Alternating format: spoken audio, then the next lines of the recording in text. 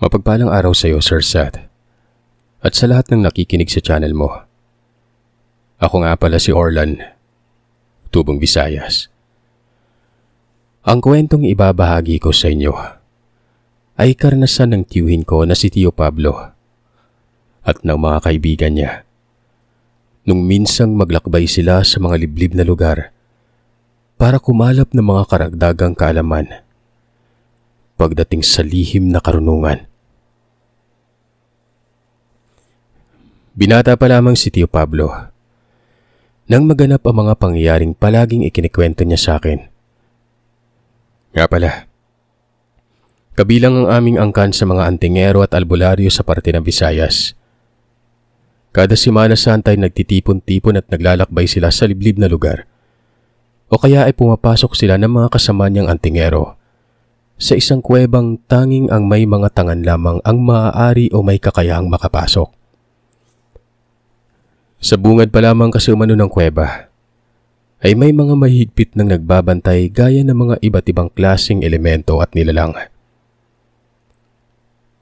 Isang araw, abala sa ginagawa ang tiyuhin ko nang dumating ang kaibigan niyang si Berning.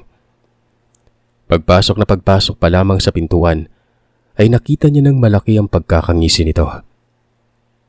Nagtatakang tinanong niya ito kung ano ang kailangan at bakit kung makangisi ay ganun na lamang kawagas. Kasi Pablo, naalala mo pa ba yung sinasabi ko sa iyong dalaga sa kabilang baryo?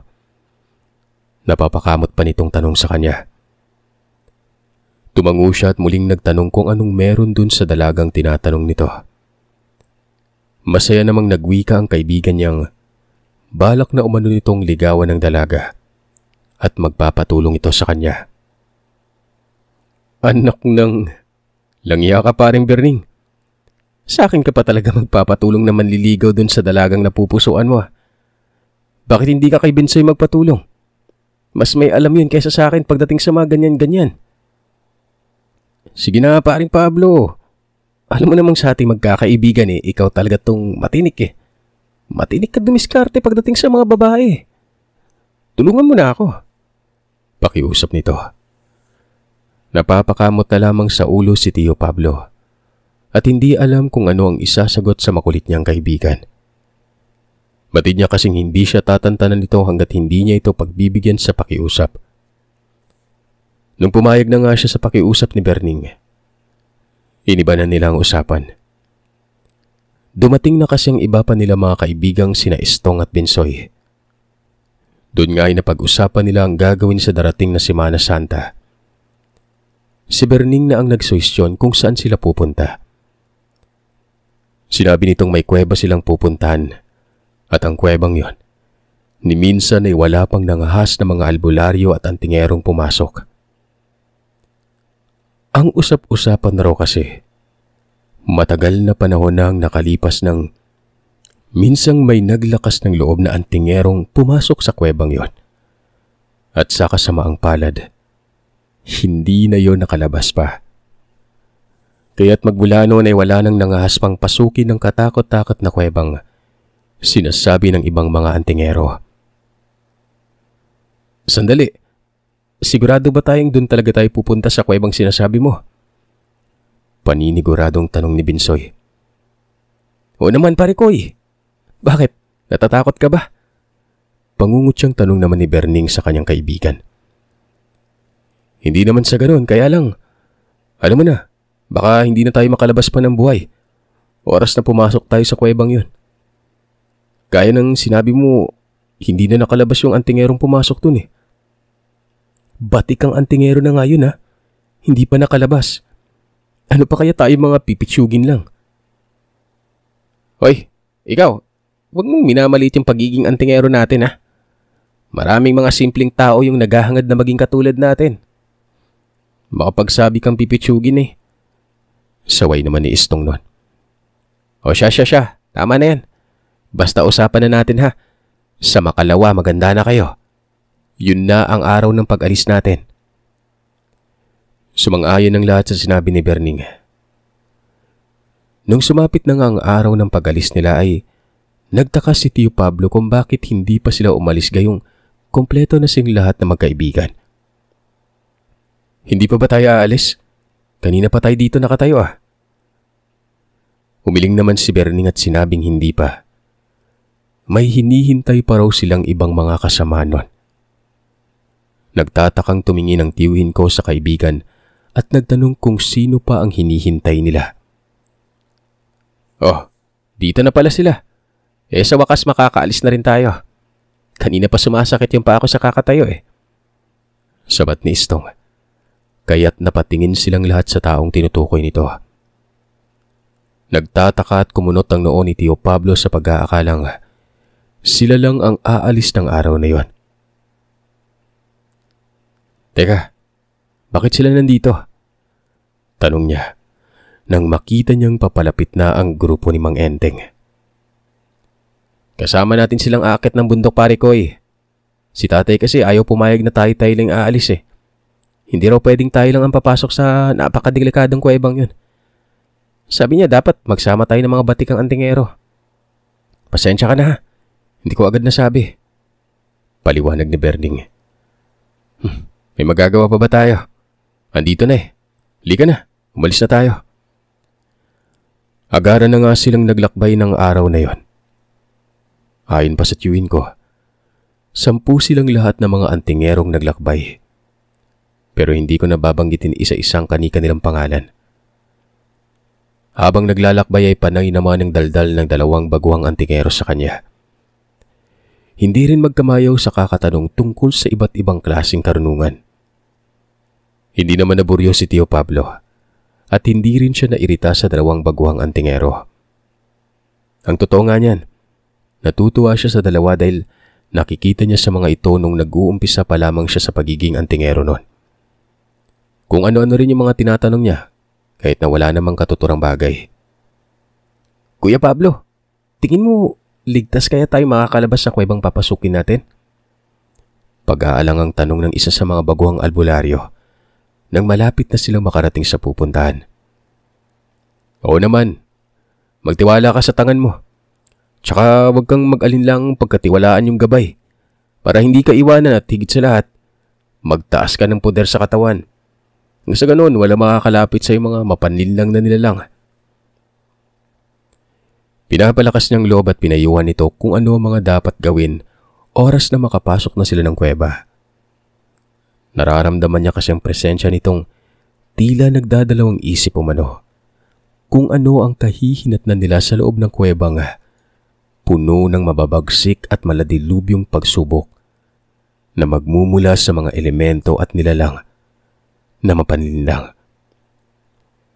Bago nila marating ang rurok ng kuweba at makuha ang mga bagay na pwede nilang mapakinabangan sa pagiging antingero. Alam ng tiyuhin ko na hindi madali at mahirap ang kanilang gagampanan. Oras na makapasok na sila sa loob ng kuweba.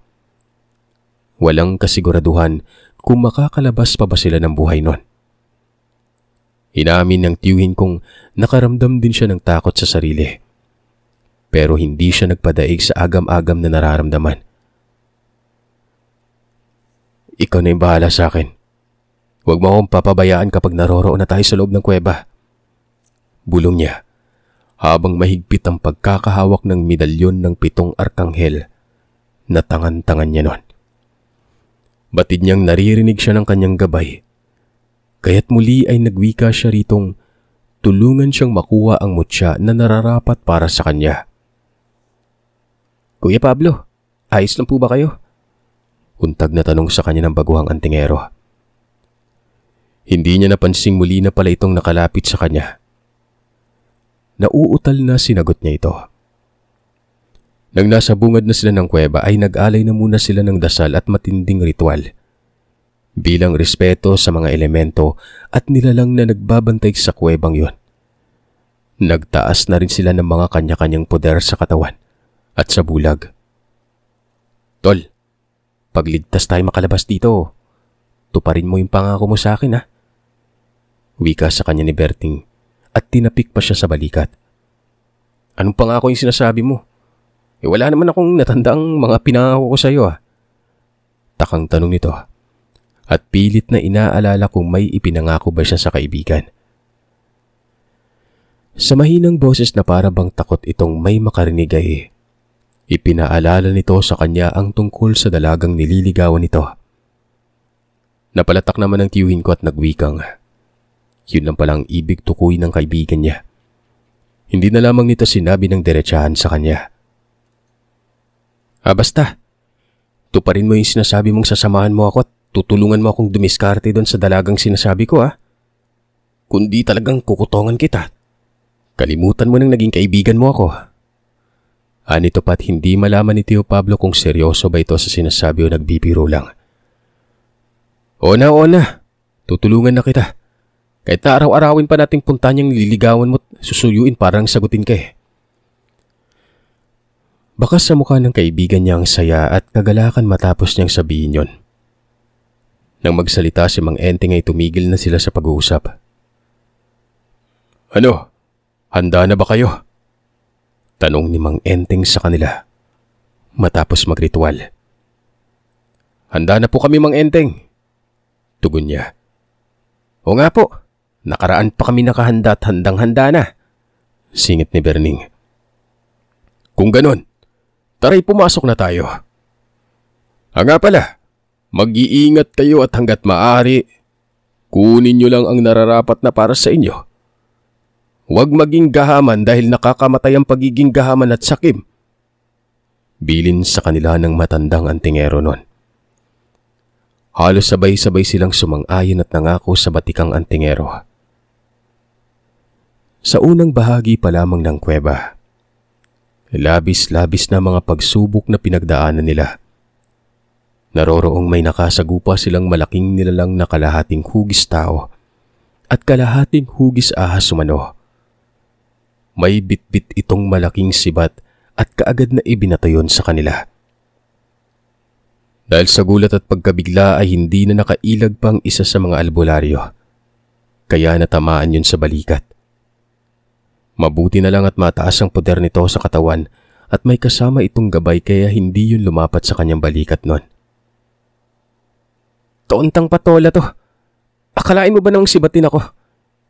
Kung gawin kaya kitang kilawin dyan? Galit na wika ng kasamahan niyang kamuntikan na matamaan nun. Pasalamat kang walang hiya ka at hindi ako nasugatan. Sumigaw naman ang pinakamatandang antingero na si Mang Enteng nun at sinabihan silang wag na umanong tutunganga.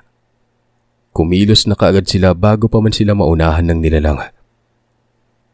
Tulong-tulong na nga nilang kinalaban ng dambuhala at napakalaking nilalang na yon. Nahirapan sila gawa ng napakaligsi umano kumilos nito. Hanggang sa nakaisip ng paraan si Mang Enteng. Paraan para matalo ang dabuhalang nilalang. Matapos nilang matalo yon ay hindi na sila nagsayang pa ng panahon. Mabilis na silang naglakbay patungo sa pinakarurok ng kuweba. Ilang oras pang nakalipas ay sunod-sunod na ang mga pagsubok na napagdaanan nila.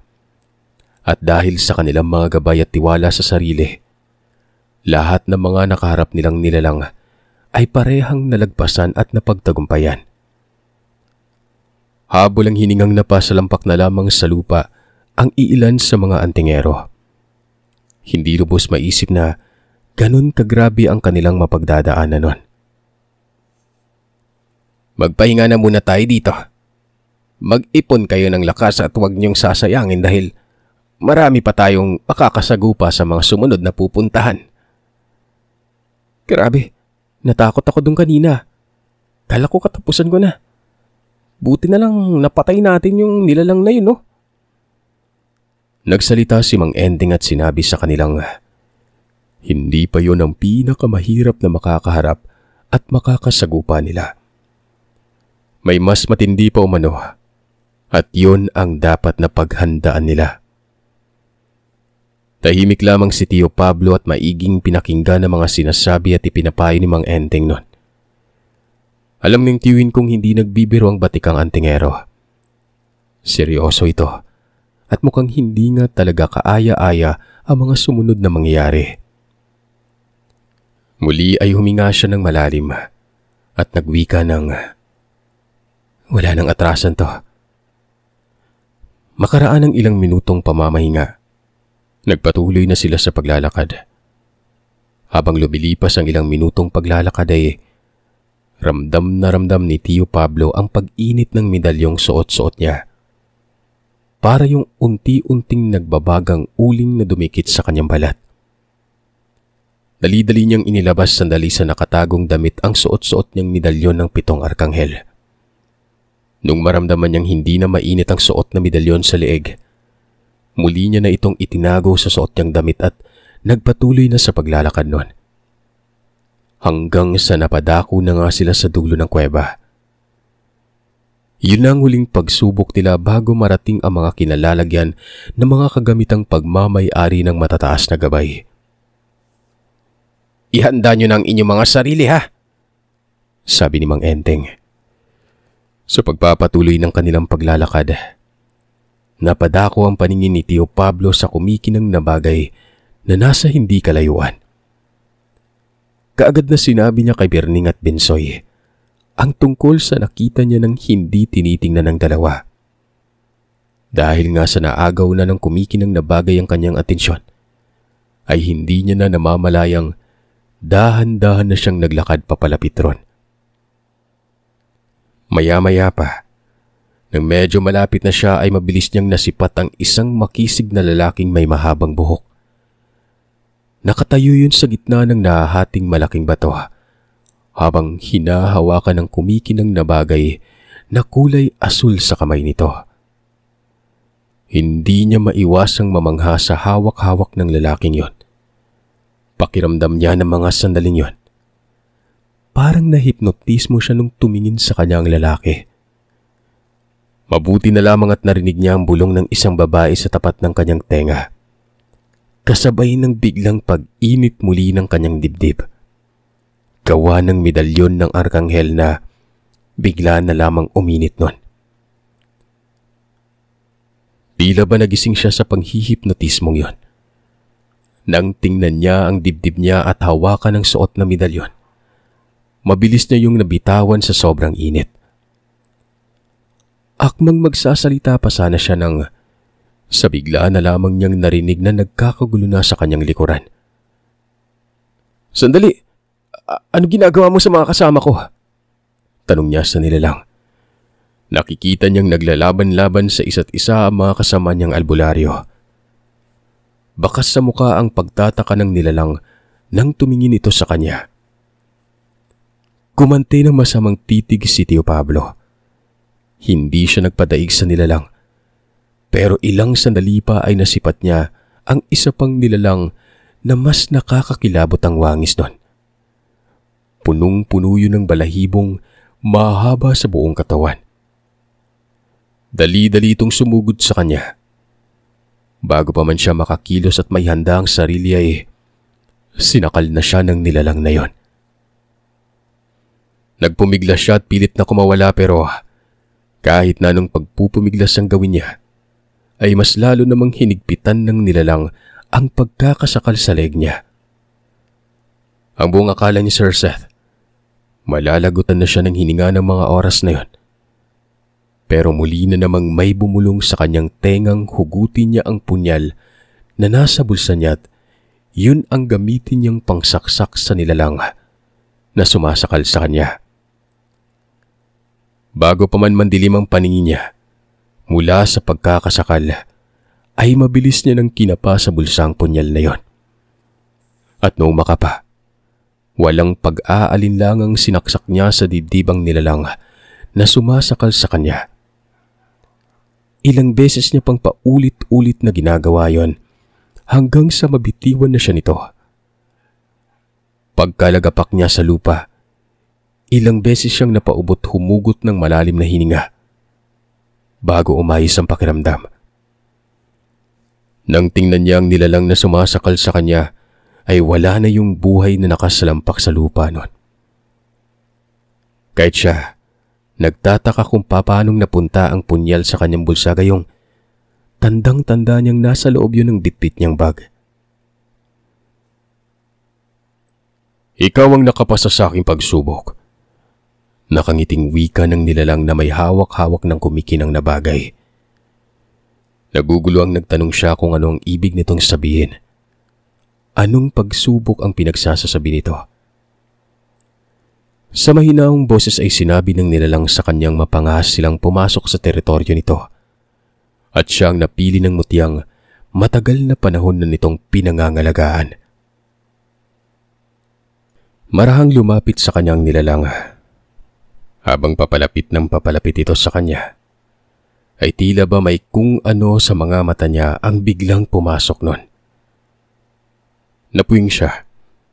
Nanlabo ang kanyang paningin. Dahilan para hindi niya makita ng malinaw ang nilalang. Takot na takot man ay nilakasan niya ang loob niya. Nang mahawakan na siya ng nilalang sa kamay ay bahagya siyang nakaramdam ng sakit. At tila ba may malakas na bultahe ng kuryente umano. Ang tuloy-tuloy na dumadaloy sa buong katawan niya. Dahil sa pagkabigla at sakit na nararamdaman ay hindi niya na napigilan pa ang sumigaw ng ubod ng lakas nun. Ikaw ang napili ng mutyang pinangangalagahan ko. Tanggapin mo ito at pakaingatan. Gamitin mo sa mabuti at huwag abusuhin. Noon pa man, ramdam ko nang darating ang panahon na magkikita tayong dalawa.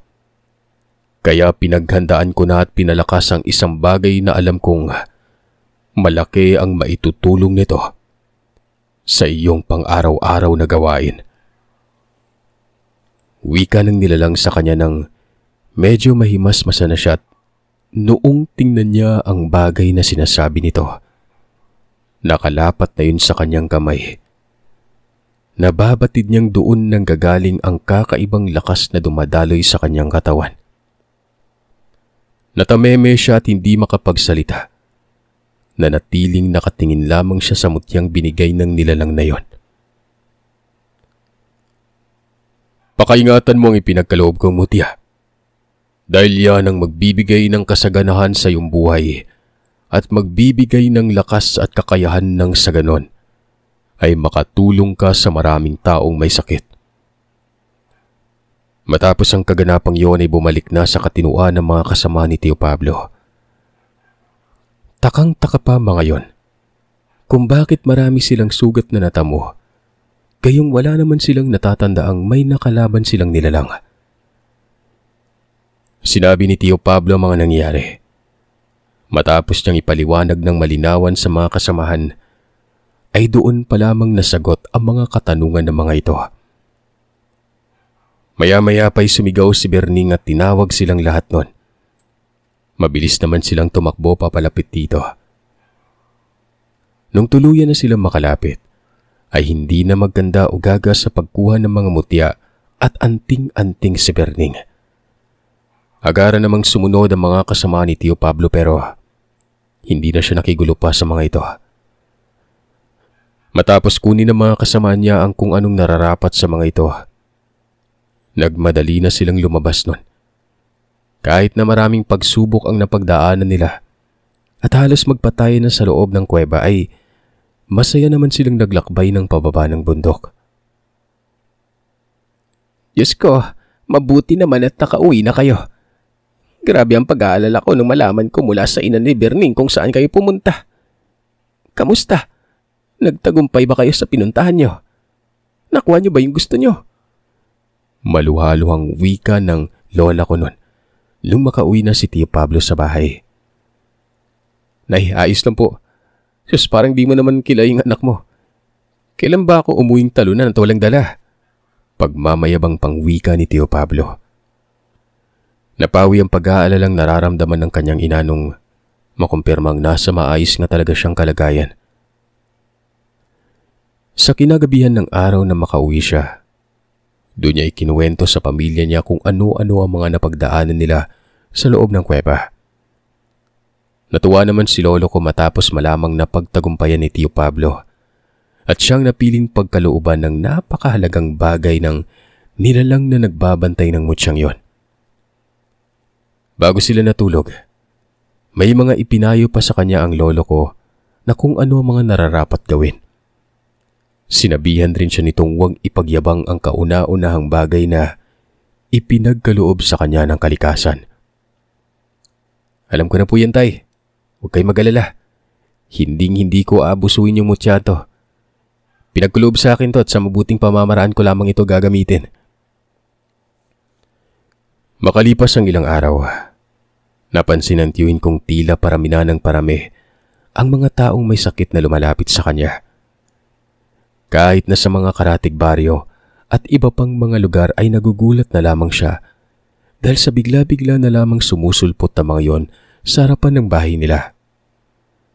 Tuloy ay naging abala na siya at hindi niya natupad ang ipinangako sa kaibigang si Berning. Batid niyang nagtatampo na sa kanyang kaibigan dahil puro na lamang siya palusot, kaya hindi niya ito masamahan. Isang araw, kasalukuyan siyang nakatambay malapit sa bintana at nagpapahangin nun, nang may natanaw siyang 3 lalaking naglalakad patungo sa bahay nila. Karay-karay ng dalawa ang isang lalaki at mukhang hirap na maglakad yon. Saglit na tinitigan niya ang isa sa mga lalaking umaalalay dahil pamilyar sa kanya ang mukha nito. Teka, si Berning ba yun? Sino yung mga kasama niya? Nang papalapit pa lamang ang mga ito sa bahay nila ay ramdam niya na kaagad kung anong nangyari sa binata. Nang makalapit na nga ng tuluyan ng mga ito, nag-utos na siyang ihiga ang binata sa banig at nang maumpisa na ang gamutan.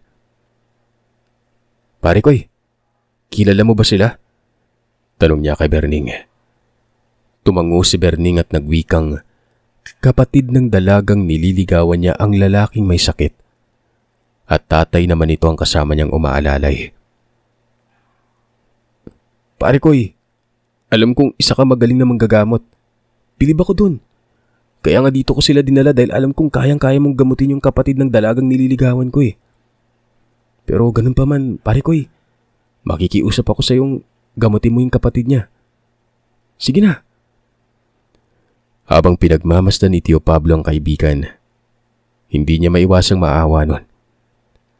Kamagalala pare ko eh. Sisikapin ko magamot yung kapatid ng nililigawan mo para naman makabawi ako sa'yo. Di ko kasi natupad yung pinangako ko sa'yo nung sasamahan kitang umakyat ng ligaw eh. Agaran niya ngang ginawa ang proseso. Sandali siyang nag-usal ng mga lingwahing pambakod sa katawan at pagkatapos ay pinikit niya ang mga mata at nakipag-usap siya sa gabay ng mutyang ipinagkaloob sa kanya. Gaya ng nakagawian, bago siya sumabag sa gamutang gagawin ay mahinahong kinakausap niya muna ang gabay kung ano ang mga nararapat niyang gawin. Sa pagdaan ng ilang minuto ay inumpisahan niya ng suriin ang binata. Nakita niyang maraming mga nilalang ang gumagambala sa binata nun. Ayon kay Tio Pablo, lungtingnan niya ang likuran ng binata. Ay halos malata na yun at noong umusal siya ng orasyon, ay narinig niyang halos masuka-suka na ang ama ng binata ng malinawang nakikita ang napakaraming nagkukumpulang uod. Mukhang may nagawa kang malaking kasalanan ano? Kaya ginawa sa'yo ng mangkukulam to? Tanong nito. Hindi makatingin ng diretso sa kanya ang binatang nagngangalang Naldo na para bang natatakot. Natatakot itong may matuklasan siyang kakaiba. Dahil sa iba-iba mga nilalang na gumagambala sa binata at may demonyo pang nakabantay. Kaya ang ginawa niya ay ipinahawak niya sa binata ang medalyon ng Arkanghel. Alam niyang oras na mahawakan ng ibang tao ang kanyang mga kagamitan. Maaring mabawasan yun ng bisa o kaya'y mawalan. Pero ayos lamang yun sa kanya.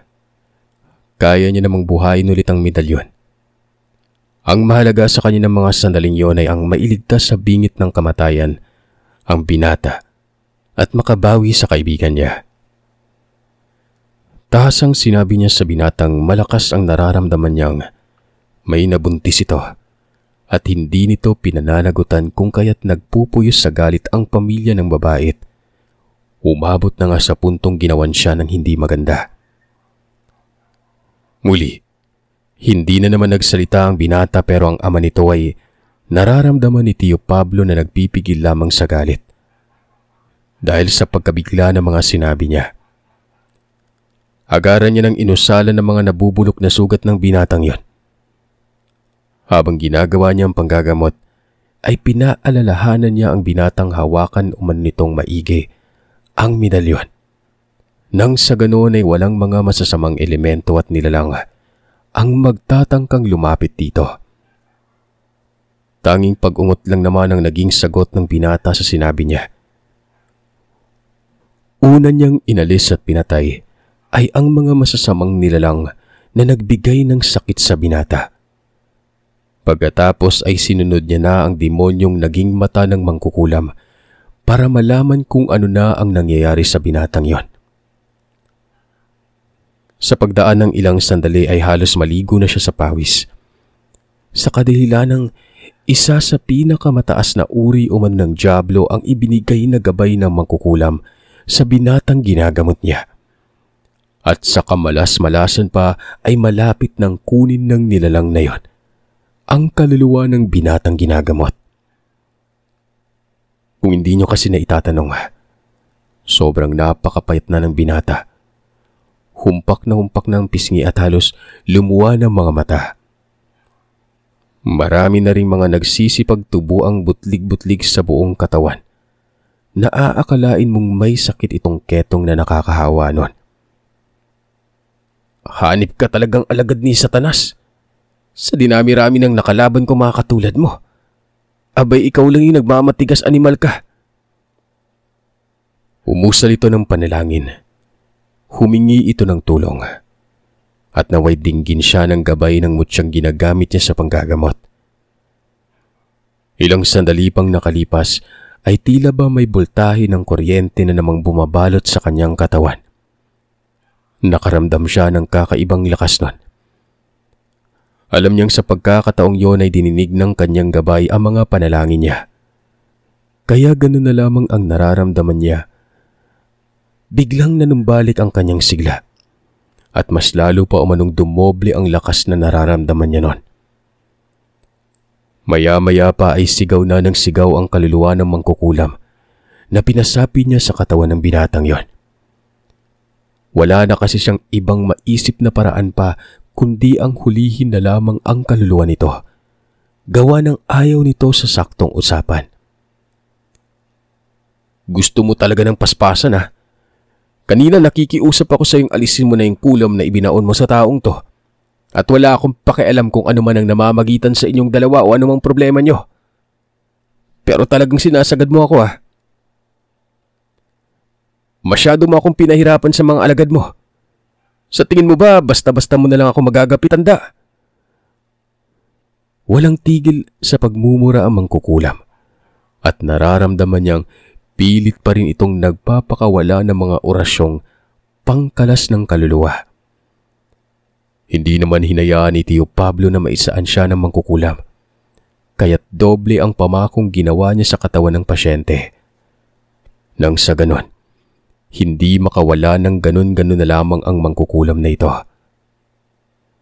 Sandali! Bakit ka ba nagmamadaling makawala tanda? Hindi ka ba masayang makita kung sino ang gwapong gumamot sa taong kinulam mo? Pang-aalas kang wika niya sa mangkukulam na siyang mas lalo namang ikinainis nito. Sigaw ito ng sigaw at pinagbabantaan siyang oras na makawala o mano ay sisiguraduhin itong hindi na siya aabutan pa ng kinabukasan. Abat talagang pinagbabantaan mo pa talaga ako ah. Tingin mo matatakot ako? Dahil sa ginawa niya ay doon na sumabog lalo sa galit ang matanda. Sinabi nito kung bakit nagawa nitong kulamin ng binata. Winasak ng lalaki niya ng buhay ng anak ko. Kaya pagbabayaran niya ang lahat. Nanlilisik ang mga matang sigaw ng mangkukulam at nagbigkas na ito ng mga orasyong pamarusa at pamatay. Mabilis namang kinontra ng tiyuhin ko ang pinakawalan ng matandang yon. Kaya't hindi na natuloy pa ang pagpapalipad hangin ng matandang mangkukulam sa mga taong naroroon sa loob ng bahay. Mabilis niyang binakuran ng orasyon ng kabuuan ng bahay para walang tigal po o pagpapalipad hangin na magaganap. Teka. Sandali, nasan ka na? Bakit puro liwanag na lamang ang nakikita ko? Nasisilaw ako. Sino yung malaking taong yan? Nasaan ka, duwag na albularyo? Huwag kang magtago sa taong yan. Nasisilaw ako. Wala nang ginawa ang mangkukulam kundi ang magwala at magsisisigaw na lang. Natataranta na ito. Dahil sa wala rin namang katuturan kung makikipagdiskusyon pa siya sa matanda nun. Dahil kahit anong gawin niyang pakiusap, desidido na talaga itong kitilan ng buhay ang binata. Hindi na rin siya nag-alinlangan pang wakasan ang buhay ng matandang mangkukulam. Bago pa mahuli ang lahat at mapatay nitong binata. Kung sana'y pumayag ka sa kagustuhan ko mag-usap ng harap-harapan at pagkasunduan yung nararapat, hindi mo sana sasapitin yung nangyari sa'yo. Huminga siya ng malalim at hinarap ang kaibigan at ang ama ng nililigawan nito. Sinabi niya ritong wag na mag-alala dahil magaling ng binatang ginamot niya. Pinatay niya ng mangkukulam at maging ang mga alagad nito ay pinatay niya na rin. Kaya't wala nang manggagambala pa sa binata. Sa ngayon ay hayaan na munang makatulog ang binata nang sa ganon. Pagbalik nito sa wisyo ay may konting lakas ng manumbalik sa katawan niya. Walang patid ang pagpapasalamat ng ama ng binata. Maluha-luha pa nga ito habang nagpapasalamat nun. Walang anuman yun, Manong. Siya nga pala, kapag tuluyan na manumbalik yung lakas ng anak nyo, sabihin niyo sa kanyang puntahan niya yung babaeng nabuntisan niya at kung pwede lang humingi siya ng tawad sa babaeng yun at panagutan.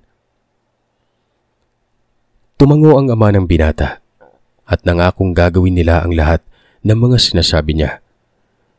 Nagpasalamat naman si Berning sa kanya at para itong batang hindi makapaniwala sa mga ginagawa niya habang ginagamot kanina ang binata nun. Noon nga makauwi na mga ito ay tinupad ni Tio Pablo ang pangako niya sa kaibigan. Sumama siyang pumunta sa bahay ng dalagang nililigawan nito para tulungan itong dumiskarte nun.